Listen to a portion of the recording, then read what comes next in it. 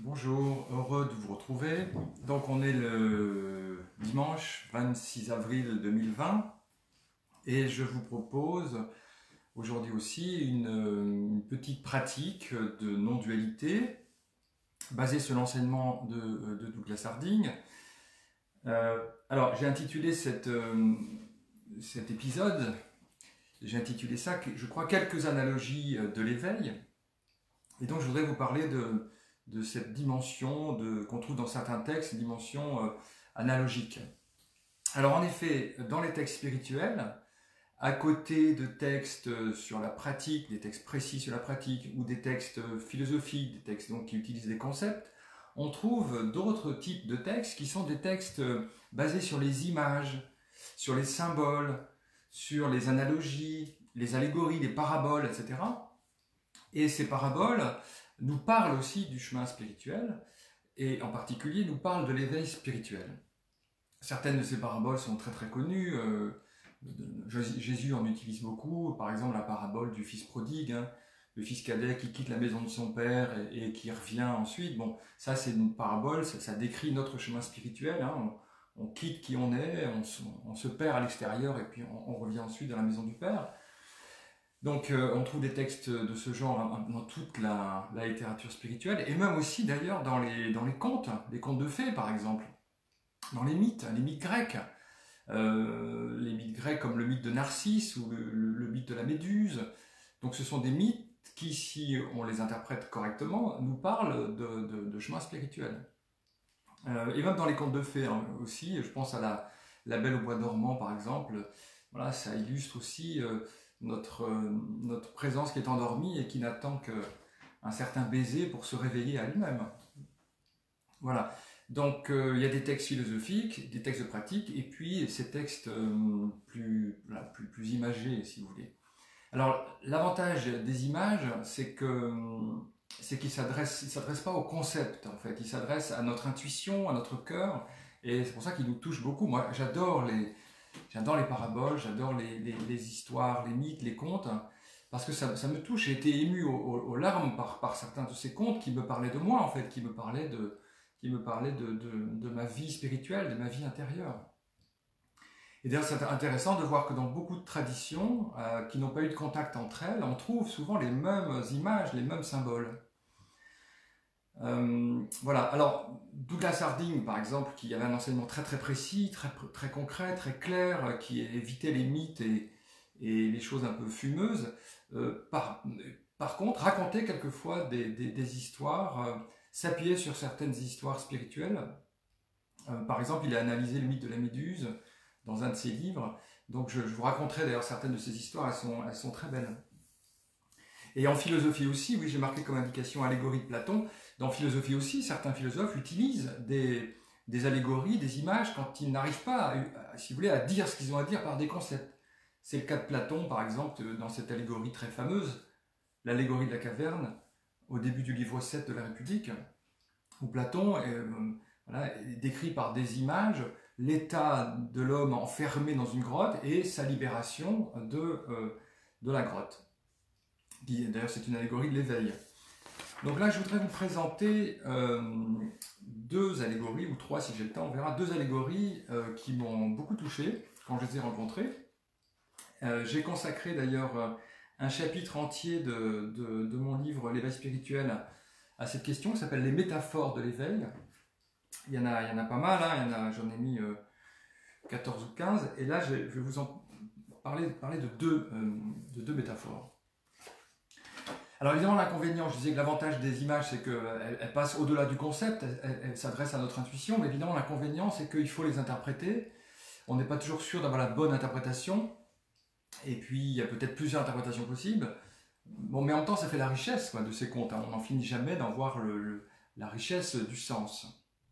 Alors là, l'allégorie, c'est l'allégorie du collier perdu et retrouvé. Peut-être que vous la connaissez. Elle se trouve notamment dans l'hindouisme et dans l'Advaita Vedanta, donc ce courant non-duel indien. Alors, cette histoire, elle est racontée par Ramana Maharshi. Je crois que c'est là que je l'ai trouvée pour la première fois. Donc Ramana Maharshi raconte une histoire, il racontait beaucoup d'histoires en fait, Ramana. Donc je vous lis le passage de Ramana Maharshi qui dit ceci. Une femme portait un collier autour du cou. Ne s'en souvenant plus, elle se mit à le chercher, questionnant son entourage. Une de ses amies, se rendant compte de ce qu'elle cherchait, lui désigna le collier autour de son cou. La femme le toucha de ses mains et fut aussitôt rassurée. Avait-elle récupéré le collier? Là encore, l'ignorance causa la douleur et la connaissance le bonheur. Ça, c'est Ramana qui commente. Il en va de même en ce qui concerne l'homme et le soi. Il n'y a rien de nouveau à gagner. L'ignorance du soi est responsable de la souffrance présente. La connaissance du soi apporte le bonheur. Donc c'est une image que je trouve vraiment intéressante, puisqu'ici, l'éveil au soi est comparé au fait qu'on retrouve son collier, le collier qu'on croyait avoir perdu. Vous voyez, une femme croit avoir perdu son collier, elle le cherche partout, dans la maison, elle fouille les tiroirs, donc elle le cherche pendant des heures, elle est affolée, donc c'est un collier évidemment qui vaut très cher, c'est un collier de très grande valeur. Et donc elle est affolée, elle est malheureuse, elle se met à pleurer, j'ai perdu mon collier, c'est affreux. Et puis quelqu'un lui montre que en fait son collier est là autour de son cou. Et donc elle le retrouve et c'est la joie des retrouvailles. Et voilà. Alors est-ce qu'elle a retrouvé son collier? En un sens oui, mais il a toujours été là. Il a toujours été là. Il était toujours là autour du cou. C'est elle qui était distraite. Eh bien, il en va de même avec l'éveil au soi. Nous pensons l'avoir perdu. Et donc, alors, du coup, comme on l'a perdu, ça nous rend malheureux. Hein, c'est la cause de notre souffrance. Et on le cherche partout à l'extérieur. On va voir des ashrams, on va voir des stages, on va voir des maîtres. On va à Bénarès, on va à Lhasa, on va un peu partout. Et puis, quelqu'un nous dit, mais non, tu n'as pas perdu le soi, tu es le soi, tu es le soi. Et là, soudainement, on se dit, mais oui, bien sûr, comme le collier que la femme croyait avoir perdu, voilà, en fait, le soi a toujours été là, on l'a jamais perdu. Et ça peut arriver dans la vie courante. Hein. Moi, ça m'arrive avec mes lunettes, par exemple. Il m'arrive d'avoir des lunettes sur le nez et de les chercher partout dans mon appartement. Je cherche mes lunettes, je les trouve pas, et je demande à Lorraine, t'as pas vu mes lunettes? Et elle me dit, bah si, elles sont là. Et, bon, donc elle me montre mes lunettes, mais lui, ça lui arrive avec ses lentilles. C'est pas mieux, hein. Elle cherche les lentilles qu'elle a déjà posées. Alors, donc j'aime beaucoup cette histoire de collier perdu et retrouvé. Et alors cette histoire, c'est pas Ramana qui l'a inventée. En faisant des recherches dans les textes sanscrits, j'ai trouvé que cette histoire dans un texte de Shankara, le grand maître de l'Advaita Vedanta, donc du 8e siècle après Jésus-Christ, qui dit dans l'Atma Bodha, donc l'éveil au soi, il dit ça, il dit voilà, mais le soi, bien que constamment présent, est comme absent du fait de l'ignorance. Quand l'ignorance est détruite, il apparaît comme présent, tout comme le collier autour du cou.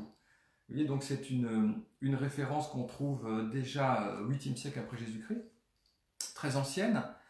Et puis, on retrouve ça également dans un texte que je vous recommande, hein, si vous ne l'avez pas lu, qui s'appelle Le secret de la déesse, la doctrine secrète de la déesse Tripura. C'est un texte du Moyen-Âge indien, qui a été traduit de manière admirable par Michel Hulin.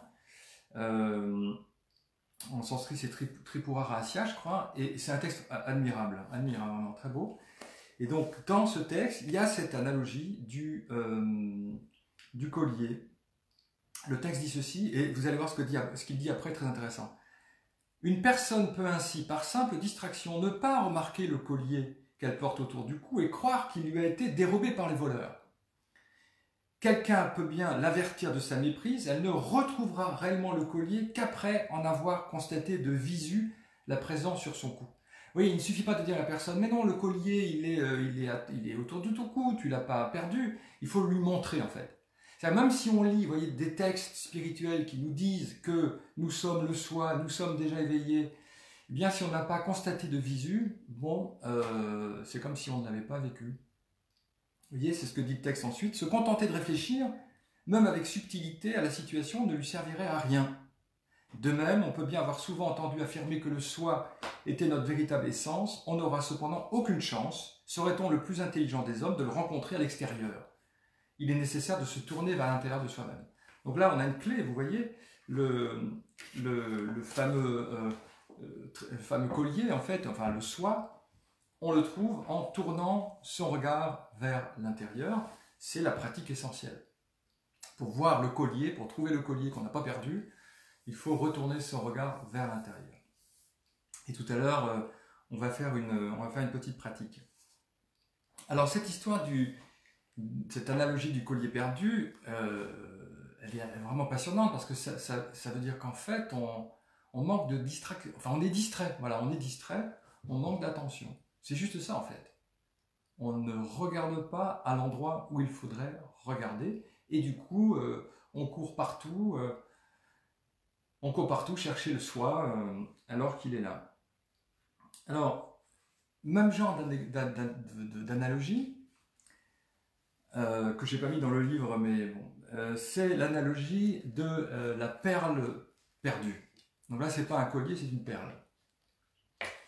Mais c'est la même histoire. La perle est ici une perle de très très grande valeur. En fait, la valeur de la perle est infinie. Et donc, quelqu'un croit avoir perdu sa perle et il la cherche partout. Alors ça, c'est une analogie qu'on trouve dans un recueil d'entretiens de Wang Po, qui est un maître bouddhiste chinois Chan du 9e siècle.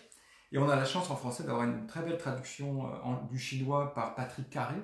Donc ça, c'est en poche, c'est très accessible. Donc c'est un maître Wang Po, un maître du 9e siècle, que Douglas Harding d'ailleurs citait très souvent. Il est très direct.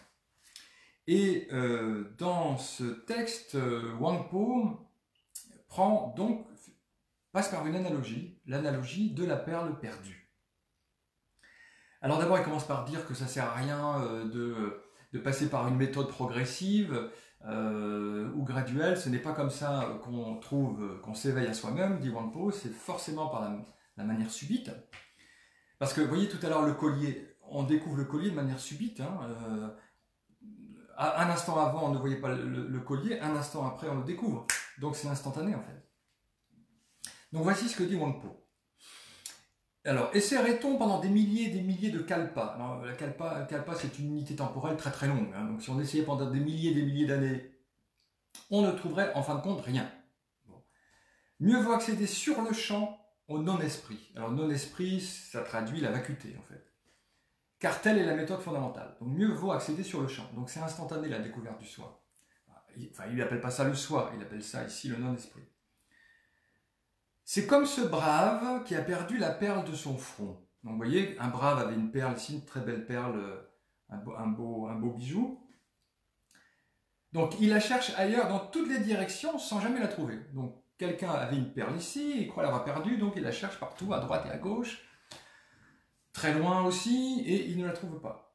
Qu'un sage la lui montre, et immédiatement, il voit par lui-même que sa perle est là, entre ses sourcils, où elle a toujours été. Vous voyez, un sage lui montre où est la perle, entre les sourcils, et immédiatement, il la trouve, sur le champ. Donc c'est aussi une découverte instantanée.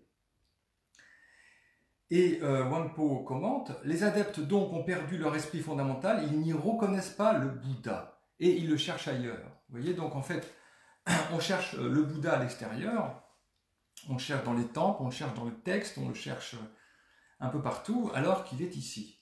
Il est ce que nous sommes vraiment. Donc vous voyez, cette perle perdue, elle renvoie aussi au collier perdu, qui n'était pas perdu, qui était là, mais qu'on ne voyait pas. Et donc, il s'agit de le trouver par l'attention. Alors, je voudrais vous proposer une petite pratique pour trouver cette perle de grand prix, et aussi pour trouver ce collier de grande valeur. En fait, rien n'a plus de valeur d'ailleurs que cette perle et que ce collier. Alors, comment faire pour trouver la perle précieuse?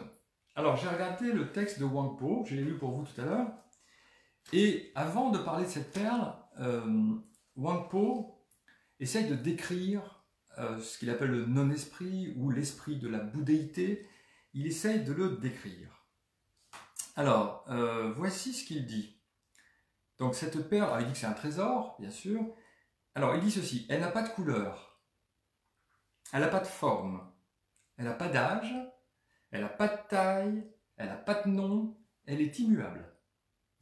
Pas de couleur, pas de forme, pas d'âge, pas de taille, pas de nom, immuable. Il dit aussi, là je cite, illimité et insondable, on dirait l'espace vide. Donc là aussi, vous voyez, il utilise une image. Il dit un peu plus loin, cet esprit clair et pur ressemble à l'espace vide.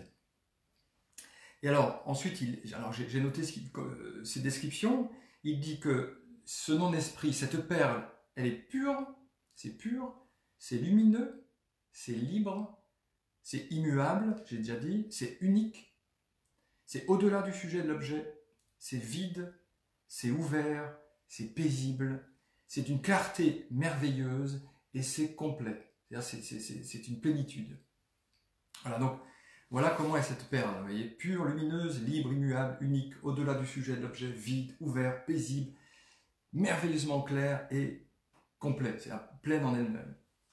Et bien moi je pense qu'on peut trouver sur le champ cette perle, il suffit d'être attentif. Donc je pense qu'on peut trouver cette perle. Alors le problème effectivement c'est que comme cette perle, elle n'a pas de couleur, pas de forme, pas d'âge, pas de taille, elle peut passer inaperçue en fait. Ce serait comme une perle transparente, en fait, c'est ça. Une perle tellement transparente qu'on ne la voit pas. Et donc on passe à côté. On passe à côté et on ne la remarque pas. C'est peut-être ça le problème de cette perle, c'est qu'elle est tellement pure, tellement translucide, que si on ne nous la montre pas, on risque de ne pas la voir. En tout cas, en ce qui me concerne, si on ne me l'avait pas montré, si Nisargadatta Maharaj et Douglas Harding ne me l'avaient pas montré, je crois que je ne l'aurais pas vu, je me suis sûr que je ne l'aurais pas vu. Vous voyez ? Alors, donc où est cette perle ? Alors, entre les sourcils, c'est une indication ça, entre les sourcils. Alors prenez votre doigt, enfin, utilisez votre doigt. Alors, déjà, vous voyez, dans la pièce, on ne peut pas trouver quelque chose qui ait les caractéristiques de cette perle, hein, qui soit pur, lumineux, sans couleur, sans forme, sans âge. Tout ce qu'on voit autour de nous, là, ça a une forme, ça a un âge, ça a une couleur, ça a une limite, ça a une taille, tout, hein, n'est-ce pas? Alors, regardons entre les sourcils. Donc, avec votre doigt, pointez directement vers ce qui se trouve entre vos sourcils. Pointez directement. Soyons audacieux. Prenons sur le champ cette perle. Donc, prenez votre doigt comme ça et pointez donc dans la direction de ce qu'il y a entre vos sourcils. Et là, maintenant, sans la mémoire et sans l'imagination, qu'est-ce que vous voyez dans la direction du doigt? Est-ce que vous voyez une couleur? Je crois pas, hein, je crois que ça n'a pas de couleur. Est-ce que vous voyez une limite? Je crois pas, je crois que ça n'a pas de limite. Est-ce que vous voyez une taille? Non, pas de taille. Est-ce que vous voyez un âge sans la mémoire? Est-ce que vous pouvez donner un âge à ce que pointe le doigt? Je ne crois pas non plus. Donc est-ce qu'on ne peut pas dire que le doigt pointe vers quelque chose qui est pur, lumineux, vous voyez, unique, vide, ouvert, clair, merveilleusement clair, et aussi complet, parce que vous voyez que cet ouvert que vous pointez du doigt, il est rempli par le monde. Donc voilà la perle dont parle Wangpo, elle se situe, oui, on peut la pointer là, vous voyez, comme ceci, entre vos deux sourcils, et entre vos deux sourcils, vous trouvez ce trésor. C'est-à-dire cet ouvert, clair, merveilleux, et sans âge, vide et complet. Donc oui, on n'a jamais perdu en fait. On n'a jamais perdu cette perle. Simplement, on était inattentif, on cherchait à l'extérieur. On cherchait dans des textes, on cherchait auprès de tel ou tel maître, on cherchait dans des endroits dits sacrés. À Tiruvannamalai, par exemple, là où vivait Ramana, j'y suis allé aussi. Hein. Et pourtant, c'est ici, exactement ici. Là, si vous pointez entre vos deux sourcils, en fait, d'ailleurs, vous ne voyez pas vos deux sourcils, hein, vous voyez ce vide clair. Si vous pointez là, entre vos deux sourcils, vous trouvez cette perle précieuse. Effectivement, c'est transparent, hein, là au-dessus de vos épaules, vous ne voyez pas de couleur. Donc, comme c'est transparent, eh bien, on peut ne pas le voir, en fait. Et c'est ce qui se passe, la plupart des gens ne le voient pas. La plupart des gens regardent dehors, à l'extérieur, et pas vers la source, pas vers cette perle précieuse. Et vous voyez que Wangpo dit bien que c'est mieux vaut accéder sur le champ. Oui, sur le champ. C'est instantané. Soit vous voyez, soit vous ne voyez pas. En fait, on ne voit pas à moitié, on ne voit pas à moitié le vide. On voit le vide, on ne le voit pas. Et pour le voir, il suffit, comme disait tout à l'heure le texte, de retourner son attention de 180 degrés, retourner vers l'intérieur, pour prendre conscience de cette perle, de cette clarté. Vous voyez, il dit un peu plus loin, donc il parle des gens qui font une recherche progressive, pour lui c'est vain, quoi, parce que c'est instantané. Il dit, ces gens feraient mieux d'accéder directement au non-esprit. Non-esprit, parce que oui, là, il n'y a rien, il n'y a même pas d'esprit en fait. C'est instantané. Et je pensais au collier aussi. Au collier. Du coup, j'ai pris un collier. Je me suis dit, pourquoi est-ce qu'ils ont pris le... Bon, la perle entre les sourcils, on voit tout de suite. Hein. Et le collier. Pourquoi le collier? Alors, j'ai piqué un collier à Lorraine. Elle m'a demandé, mais qu'est-ce que tu vas faire avec ce collier? J'ai pas de collier. Donc voilà, j'ai pris un collier. Et donc, nous cherchons le soi comme quelqu'un qui aurait un collier et qui penserait l'avoir perdu. Et on lui dit, mais non, le collier est là. Effectivement, c'est intéressant qu'il prenne l'exemple du collier, en fait, la métaphore du collier. Parce que si je regarde mon collier, le collier c'est très très près, si je regarde mon collier, je peux en même temps voir ce qu'il y a au-dessus du collier, c'est-à-dire rien. Et je pense que c'est pour ça qu'ils ont pris le collier. Regardez, avec votre doigt, vous pouvez voir ici le haut de la poitrine, là où il y a un collier en général. Vous voyez le haut de la poitrine, et regardez au-dessus de la poitrine. Là d'où émerge le collier, en fait, eh bien, il n'y a rien. Hein. Je pense que comme moi, vous découvrez cette ouverture, vous découvrez cette conscience pure, en fait. Donc, c'est sans doute pour ça que c'est la métaphore du collier qui a été utilisée. C'est si proche, vous voyez, ça pointe vers l'ouverture, au-dessus, en fait. Hein, regardez bien au-dessus de votre poitrine, vous voyez cet ouvert. C'est ouvert, et vous voyez que c'est ouvert aussi. Voilà, donc vous voyez que ces textes sont précieux, hein, puisqu'ils nous disent que c'est simple, ils nous disent que c'est ici, ils nous disent que nous sommes distraits, et ils nous donnent des indications précises en fait. Hein, parce que la manière dont Wang Po a décrit cette perle, c'est pour moi très clair, pas de couleur, pas de forme, pas d'âge, pas de taille, pas de nom, pur, lumineux, libre, immuable, unique, vide, ouvert, paisible, merveilleusement clair, complète. C'est ce que je découvre ici, en ce moment, au-dessus de mes épaules. Et vous aussi, j'espère. Voilà. C'est juste une question d'attention. Voilà, merci beaucoup, merci de votre attention, et à très bientôt.